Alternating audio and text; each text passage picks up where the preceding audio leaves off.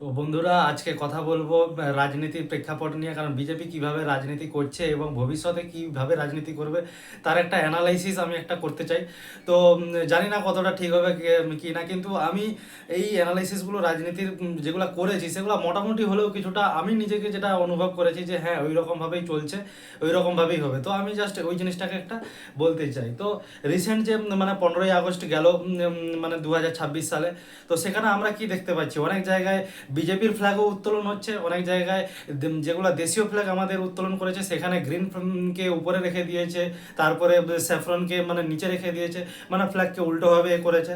Recent যে একটা মানে নেট দুনিয়াতে চর্চা চলছে যে প্রাইম মিনিস্টার নরেন্দ্র মোদী সেখানে কিনা পকেটেতে কিনা ইন্ডিয়ান ফ্ল্যাগকে উল্টোভাবে রেখেছে, কিন্তু এখানে আবার বিজেপির আইটি সেল তারা এসে বলবে যে ওটা তো ভার্টিক্যালি দেখতে গেলে ওটা মানে এরকম উল্টোই লাগে, কিন্তু অ্যাকচুয়ালি ভার্টিক্যালি নয়।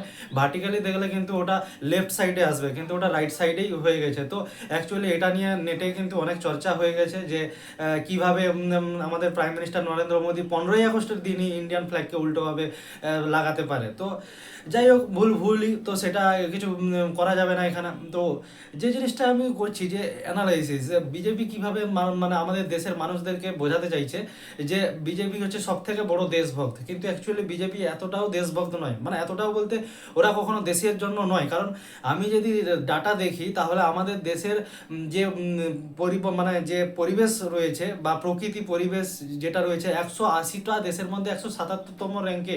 কালকে দেখে তো আমি এটাই অবাক হয়ে গেলাম যে বিশ্ব পরিবেশগত দিক দিয়ে ভারতের স্থান কত নম্বরে, মানে 157 নম্বরে। তাহলে এরা তো আজ 12 বছর ধরে শাসন ক্ষমতা চালাচ্ছে, তো 12 বছরে পরিবেশকে কোনো পরিষ্কার রাখেনি। না জল পরিষ্কার রয়েছে, না আমাদের মাটি পরিষ্কার রয়েছে, না আমাদের বাতাস পরিষ্কার রয়েছে, কোনো কিছু পরিষ্কার হয়নি। অথচ মানে আমরা 15ই আগস্টের দিন এসে বিশাল বড় বড় ভাষণ মেরে যে না আমরা বিশাল বড় দেশভক্ত, কিন্তু অ্যাকচুয়ালি বিজেপির কেউই মানে দেশভক্ত সেরকমভাবেই নয়। না হলে তারা যেভাবে একটা ধর্মের রাজনীতিকে কেন্দ্র করে যেভাবে ওরা ধর্মীয় উস্কানি করছে, মানে কি হচ্ছে এদের, কি হচ্ছে, একটা ফায়দা তো একটা আছে, কিন্তু একদিক দিয়ে ক্ষতিও আছে। ফায়দা একদিক দিয়ে হচ্ছে যে ওদের রাজনীতিগত দিক দিয়ে ওদের কিন্তু সিংহাসন টিকে থাকছে যে ধর্মের দিক দিয়ে, কিন্তু ক্ষতি অনেকটা বড় হচ্ছে, যেখানে আমাদের দেশে কিন্তু বিভিন্ন রকমের মানুষ, বিভিন্ন বর্ণের মানুষ এবং বিভিন্ন জাতির মানুষ এবং বিভিন্ন গোষ্ঠীর মানুষ বসবাস করছে। তো ওদের মধ্যে বিভেদ সৃষ্টি হচ্ছে, ডিবেট সৃষ্টি হচ্ছে, এবং এই জিনিসটায় এই দেখবেন রিসেন্ট যেরকম সাউথ এবং নর্থ, সাউথ নর্থের মধ্যে একটা ডিভাইড সৃষ্টি হয়ে গেছে, যে north India south India. South India যেরকম ডেভেলপমেন্ট এডুকেশনের দিক দিয়ে এগিয়ে, সেখানে নর্থ ইন্ডিয়া কিন্তু ধর্ম, তারপরে মন্দির, তারপরে বিভিন্ন কালচারালগত দিক দিয়েও মানে সেরকম এগিয়ে। সাউথ ইন্ডিয়ার তো কালচার রয়েছে, নর্থ ইন্ডিয়াতেও বিভিন্ন রকমের কালচার রয়েছে, কিন্তু ব্যাপার হচ্ছে এখানে সাউথ ইন্ডিয়া এবং নর্থ ইন্ডিয়ার মানে একটা ডিভাইড তো সৃষ্টি হয়ে গেছে। তারপরে আবার east India, West India. West ইন্ডিয়ায় যেরকম পুরো ফ্যাক্টরি ট্যাক্টরি সব কিছু রয়েছে, কিন্তু ইস্ট ইন্ডিয়াতে সেরকম ফ্যাক্টরি হয়নি। তো এরকমভাবে আস্তে আস্তে এই জিনিসটা তৈরি হবে। তো বিজেপি কি ন্যারেটিভ নিয়ে রাজনীতিটা করতে চাইছে ভবিষ্যতে। তো বিজেপি এরা কি হবে, এরা প্রত্যেকটা জায়গায় কিন্তু দেশভক্তিকে জুড়াবে, মানে বিজেপি মানে হচ্ছে ইন্ডিয়া, ইন্ডিয়া মানে বিজেপি, এরকম বোঝাবে, কিন্তু অ্যাকচুয়ালি বিজেপির সাথে ইন্ডিয়ার কোনো লিঙ্ক নেই।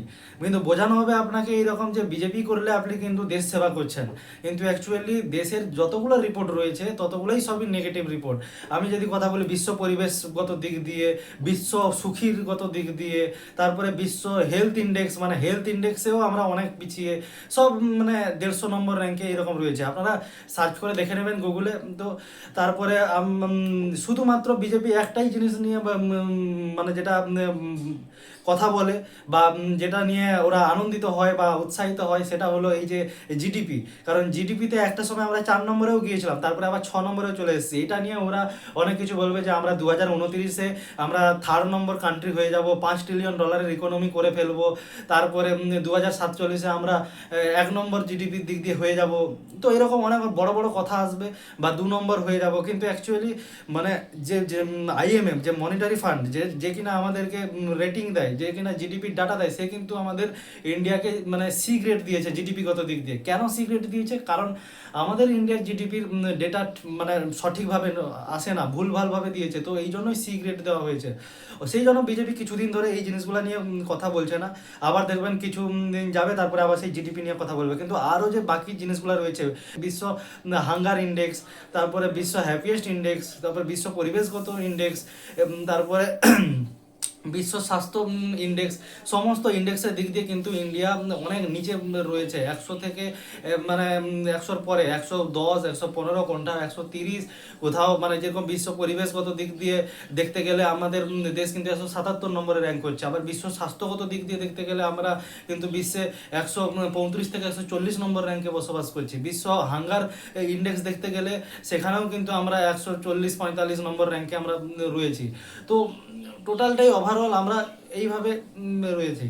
জিনিসটা অ্যানালাইসিস করছি বিজেপি তাহলে কিভাবে ভবিষ্যতে রাজনীতি করছে বা করবে। তো এটা যেটা কথা বলি যে আমাদের যদি ওয়েস্ট বেঙ্গলের কথা বলি, তাহলে বিজেপি কিন্তু মানে এই যে 5 বছর থাকবে, এই 5 বছর তো বরাবরই মানে তৃণমূলকে গাল দিয়ে যাবে। যে তৃণমূল যেভাবে 15 বছরে আমাদেরকে করে গেছে, আমরা সেটাই ঠিক করতে করতেই তো লেগে গেল। বলবে ওইটাই ঠিক করতে করতে 50 বছর লেগে যাবে, এরপরে আস্তে আস্তে 5 বছর কেটে যাবে, এইভাবে গল্প শোনাতে শোনাতে। যে তৃণমূল 15 বছরে এমন করে দিয়ে গেছে রাজ্যকে যে আমাদের ওইটাই ঠিক করতে করতে আমাদের 50 বছর লেগে যাবে। তো কিন্তু অথচ ওরাই নিজেরাই এই রাজ্যের খাবে এবং এই রাজ্যেরই সমস্ত টাকা নয়ছয় করবে, তারপরে বিভিন্ন রকমের করবে। তো এটাই হচ্ছে ব্যাপার। তারপরেও জয় শ্রীরাম তো আছে, ধর্ম আছে। তুমি যদি বিজেপির এগেনস্টে কিছু গিয়ে কথা বলো, তাহলে তোমাকে ধর্মবিরোধী বলে দেওয়া হবে, তোমাকে দেশদ্রোহী বলে দেওয়া হবে, আতঙ্কবাদী বলে দেওয়া হবে। অথচ বিজেপি যদি করো তাহলে তুমি আতঙ্কবাদী হলেও তুমি ঠিক আছে, বিজেপি যদি করে তুমি অধর্মী মানুষ হয়ে যদি তুমি বিজেপি করো তাও ঠিক আছে, তুমি যদি বিজেপির হয়ে তুমি দেশের খারাপ কথা বলো তাহলে তুমি ঠিক আছে। কিন্তু বিজেপির এগেনস্টে গিয়ে বিজেপিকে যদি তুমি কথা বলো, তাহলে তুমি অল ওভার তুমি সব কিছু খারাপ। তো এইভাবে বিজেপির ন্যারেটিভটা চালাবে সব দিক দিয়ে। তো এটাই হচ্ছে ব্যাপার। 5 বছর তো থাকবে এবং 5 বছরে তৃণমূলের সব থেকে, কিন্তু এটাই হচ্ছে সব থেকে বড় ইমাজিন, মানে আমি যেটা জিনিসটা দেখতে পাচ্ছি। এবং আপনারা এটাও খেয়াল করে দেখবেন যে বিজেপি কিন্তু অ্যাকচুয়ালি নেক্সট 5 ইয়ার্স কিন্তু তৃণমূলকে গালি দিয়েই চলবে। এবং তার পরবর্তী সময়েও তারা বলবে যে আজ অবধি মানে পশ্চিমবাংলায় যারা যারা রাজত্ব করেছে তারা রাজ্যটাকে একদম শেষ করে দিয়েছে, আমরা রাজ্যটাকে তো বাঁচাতে চাইছি, আমাদের বাঁচাতে গেলে এখনও আমাদেরকে 100 বছর লেগে যাবে এই রাজ্যে। তো ঠিক আছে, মানে এই ব্যাপারগুলো বোঝাবেন, মানে অনেক লম্বা সময় ওরা রাখবে, যে লম্বা সময়টা আপনি নিজেও খেয়াল করতে পারবেন না কি করে হয়ে গেছে। মানে ওরা কি বলছে, যে যেরকম হয় না ঘরে, যে আমি তো আজকে বড়লোক হয়ে যেতাম যদি আমার বাবা আমাকে একটু সাপোর্ট করতো, বা যদি আমার বাবা আমার পেছনে যদি না লাগতো, বা আমার ঘরে যদি আমাকে এই রাস্তায় নিয়ে যেত, তাহলে আজকে বড়লোক হয়ে যেত। কিন্তু অথচ সে নিজে কিছু করছে না, এরকম ব্যাপার। তো বিজেপি কিছু করবে না, কোনো কাজবাজও করবে না ওরা, মানে এখানে নাটক মারবে এবং দেশভক্তি দেখাবে, এবং মনে হবে যেরকম বিশাল কিছু ব্যাপার, এরাই তো মানে সত্যিই দেশভক্তি, এরাই সত্যি হিন্দুকে বাঁচাবে, এরাই হিন্দুকে নিয়ে এসছে। কিন্তু অথচ মানে হিন্দু অনেক আগে থেকে চলছে, এদের সাথে হিন্দুরও কোনো লিঙ্ক নেই, এদের সাথে কোনো দেশের লিঙ্ক নেই।